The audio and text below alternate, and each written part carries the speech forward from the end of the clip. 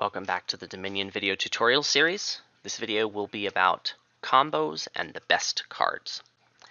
So, up until this point in the series, the focus has been on fundamentals of the game.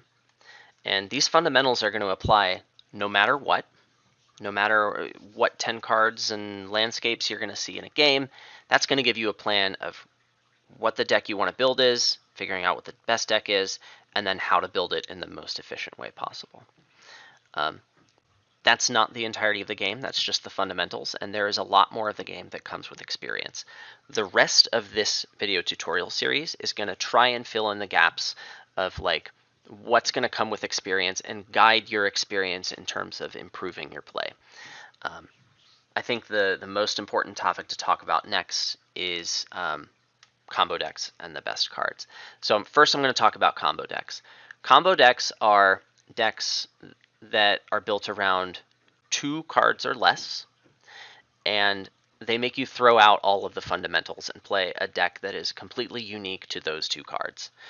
Tier 1 combos will make you just centralize the entire game around those. You're looking for specific ways to support those combos if they exist. If it's there, you are doing that, unless there's a hard counter present, and most of the time there isn't.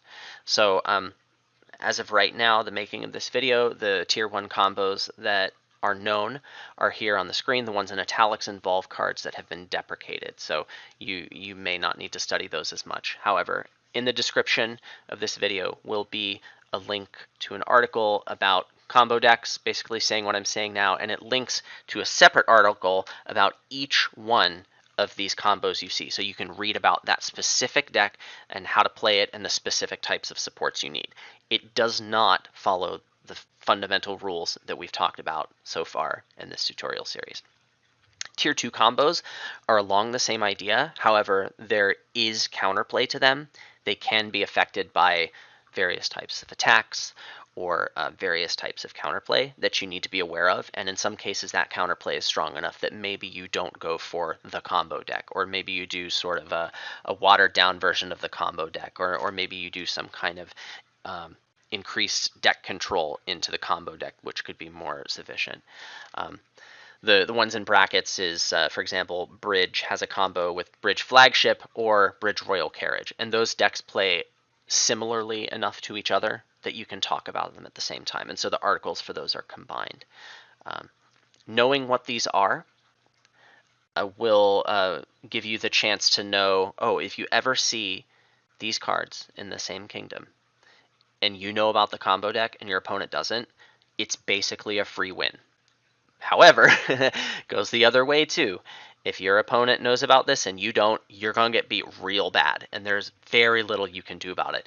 Sometimes playing against these decks is impossible, and when it is possible, you're going to have to do very specific things. So it's good to know about these if that's something that you would like to improve about your play. I think the more common thing that you're going to see is, and the things that are going to be more relevant to games, more games that you play, are just knowing what the most powerful cards are. Now, I just want to put a big fat asterisk on this. I don't know what powerful means. Okay, there is no solid definition of that, which is why I haven't talked about it in this series. However, with that said, it's pretty well agreed upon that these cards that are listed on the monitor are good enough that you need to know specifically about them, why they're good, whatever that means, and how you can best use them so that you can gain an advantage that way.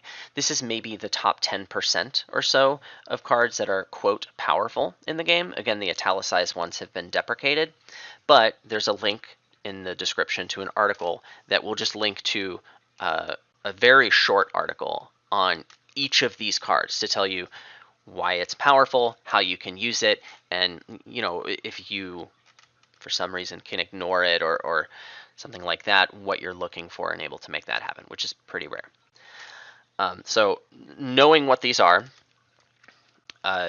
is going to increase your chances of winning games. There are people out there that say this is all you need to know. You look for these cards, you put these in your deck, and then good things happen to you. And while I think that's a little bit simplistic, you can make that judgment for yourself. read the articles. They're not very long. They're all 500 words or less. They're called bite-sized articles. And so, if you didn't learn anything, well, at least you didn't waste that much time.